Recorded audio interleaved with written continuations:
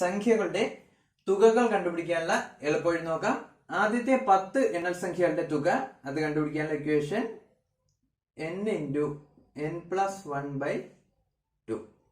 അതായത് ഇവിടെ n എന്ന് പറയുന്നത് 10 അല്ലേ. അപ്പൊ 10 × 11/2, 10 × 11 110, അപ്പൊ 110/2 55 എന്ന് കിട്ടും. അടുത്തത് ആദ്യത്തെ 7 ഒറ്റ സംഖ്യകളുടെ തുക. നമുക്കറിയാം ഒറ്റ സംഖ്യകളുടെ തുക കണ്ടുപിടിക്കാനുള്ള ഇക്വേഷൻ n² ആണ്. അപ്പൊ ഇവിടെ 7 ആണല്ലേ. അപ്പോ 7² = 49. ആദ്യത്തെ 8 ഇരട്ട സംഖ്യകളുടെ തുക കണ്ടുപിടിക്കാനായിട്ട് ഇക്വേഷൻ n × n+1 = 8 × 9. അപ്പൊ ആൻസർ 72 എന്ന് കിട്ടും.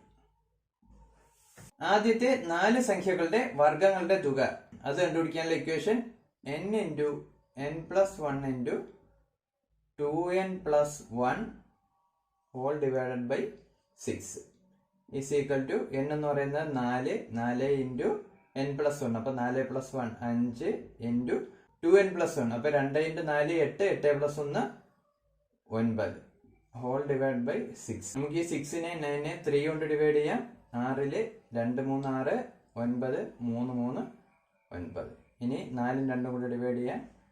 2 2 4, 1 2 2. അപ്പൊ ആൻസർ 2 × 5 × 3 അല്ലെ. 2 × 5 × 3 അല്ലെ. 2 5 10, 10 × 3 30 എന്ന് കിട്ടും.